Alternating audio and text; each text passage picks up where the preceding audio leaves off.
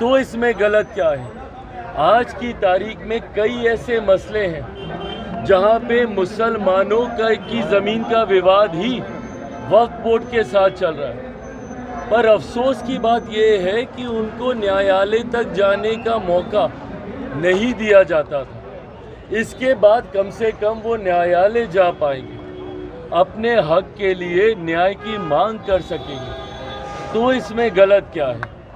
मैं मानता हूं कि आज विपक्ष जो इसको लेकर एक भ्रम का माहौल खड़ा करने का प्रयास कर रहा है, महीने, 2 महीने, 3 महीने, 4 महीने में अपने आप मुसलमान भाइयों को ये पता चल जाएगा कि इससे क्या सही में उनका कोई नुकसान हो रहा है या उनका भला हो रहा है। हमेशा की तरह जिस तरीके से विपक्ष उनको डराता रहा और पिछले 10 सालों में मोदी सरकार, केंद्र की हमारी एनडीए की सरकार के द्वारा लिए गए कानूनों को लेकर उनको डराने का काम करता रहा, पर इन 10-11 सालों में जनता और ख़ास तौर पे अल्पसंख्यक समाज इस बात को समझ चुका है कि ऐसा कुछ नहीं हुआ।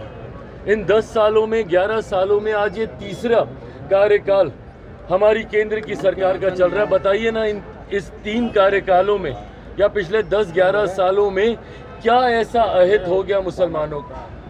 बल्कि जितनी गरीब कल्याण की योजनाएं हैं वो बिना किसी भेदभाव के समाज के हर वर्ग तक पहुंचाने का एक ईमानदार कार्य प्रयास हमारी सरकार ने किया। हमारी सरकार की सोच ही सबका साथ, सबका विकास, सबका विश्वास और सबका प्रयास की रही है। और जो लोग चिराग पासवान या लोक जनशक्ति पार्टी रामविलास के ऊपर सवाल उठाते हैं, मैं उनको भी कहना चाहूँगा कि आपकी नाराज़गी मेरी सराखों पर कोई दिक्कत नहीं।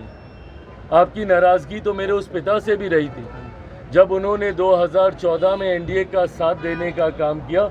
उस वक्त भी आप उनसे नाराज़ हुए थे, बिना इस बात को याद किए कि कैसे 2005 में उन्होंने अपनी पार्टी को समाप्त कर दिया, बिहार में मुस्लिम मुख्यमंत्री बने इस बात की दावेदारी पेश करते हुए। तो आपकी नाराज़गी मेरी सराखों पर, और मैं मुसलमान समाज के हर एक व्यक्ति से मैं कहना चाहूँगा कि आपकी नाराज़गी मेरे सराखों पर हकीकत है कि मेरे नेता ने भी हमेशा समर्पण भाव से सामाजिक न्याय की लड़ाई लड़ने का काम किया था।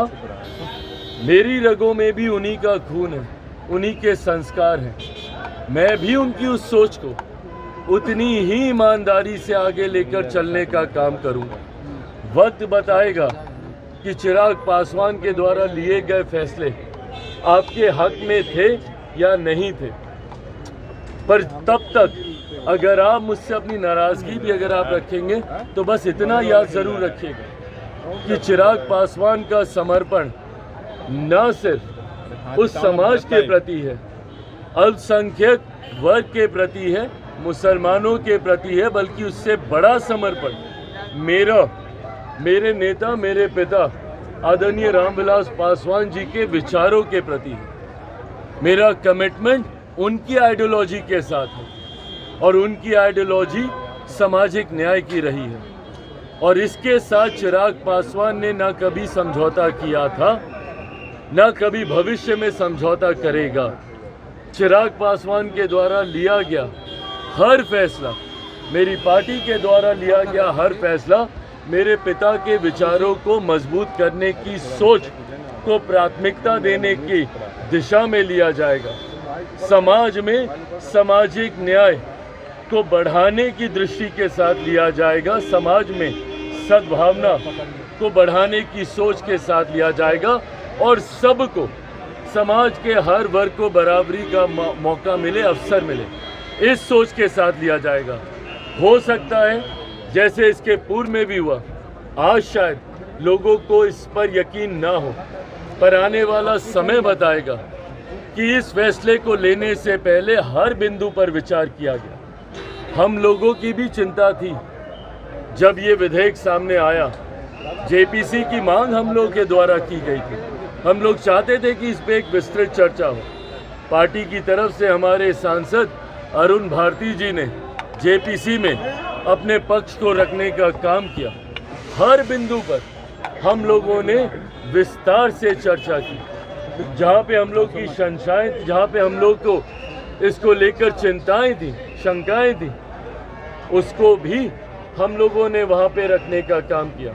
कई ऐसे सुझाव पार्टी के द्वारा दिए गए जिसको समिति ने स्वीकारने का काम किया। और इन तमाम बदलावों के बाद, इन तमाम सुझावों के बाद जिस नए स्वरूप में ये संशोधन विधेयक भारत की संसद में आया, इसके हर बिंदु पर अध्ययन करने के बाद ही लोक जनशक्ति पार्टी रामविलास ने इसका समर्थन करने का फैसला लिया है।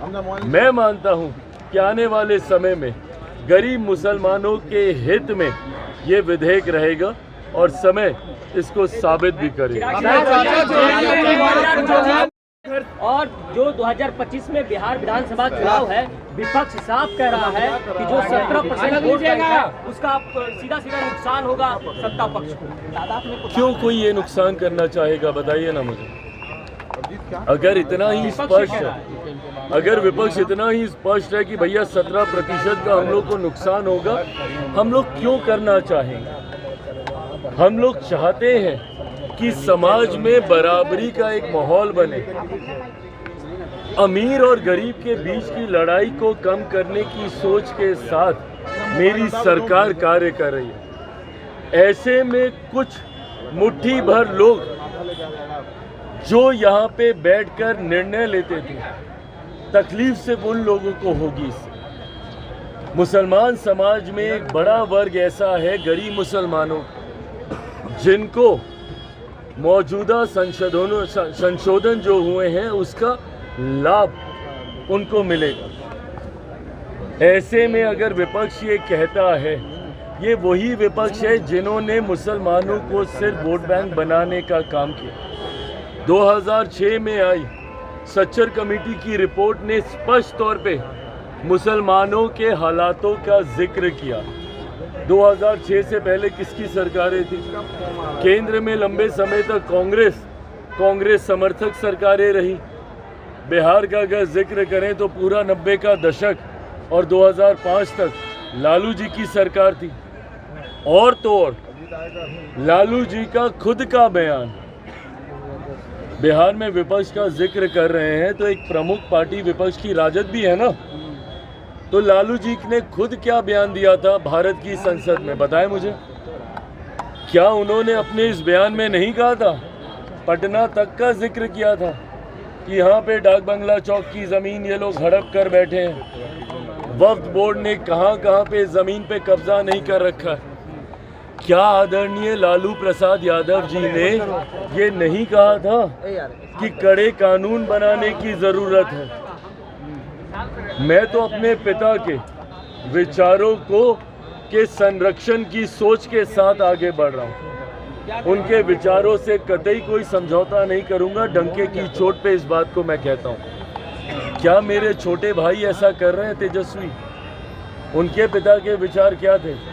वो चाहते थे कि वक्फ बोर्ड में संशोधन किए जाएं, कानून में बदलाव किए जाएं और इसके खिलाफ कानून को और कड़ा किया जाए। यही शब्द थे उनके। तो भैया हमारी सरकार ने तो लालू जी की सोच तक को स्वीकार करने का काम किया। तो ऐसे में जब विपक्ष कह रहा है तो वो कहीं ना कहीं आदरणीय लालू प्रसाद यादव जी की बातों पर, उनके विचारों पर, उनकी सोच पर ही प्रहार कर रहा है। बट बहरहाल 6-8 महीने हैं अभी बिहार में चुनाव में। इन 6-8 महीनों में पता चल जाएगा कि इससे मुसलमानों का अहित हुआ है या गरीब मुसलमानों का भला हुआ है। हम लोग जब विधानसभा के चुनाव में जाएंगे, मैं ये मानता हूँ कि एक बड़ा वर्ग मुसलमानों का, जब ट्रिपल तलाक का कानून भी आया था, जब उसको लेकर भी हम लोगों ने बदलाव किए थे, तब भी यही भ्रम फैलाया गया था। पर आज बताइए, मुसलमान महिलाएं जो ट्रिपल तलाक की वजह से प्रताड़ित होती थी, कहीं ना कहीं उनको आत्मसम्मान, उनकी आत्मरक्षा के लिए वो बदलाव किए गए।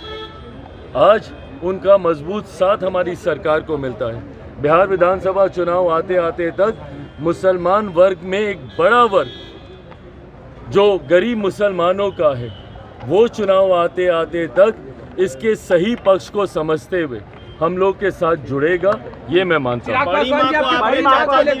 परिवार के कुछ ऐसे सदस्य अपनी महत्वाकांक्षाओं के लिए, राजनीतिक आर्थिक महत्वाकांक्षाओं के लिए जिस तरीके से परिवार की महिलाओं तक को अपमानित प्रताड़ित कर रहे हैं, ये गलत है।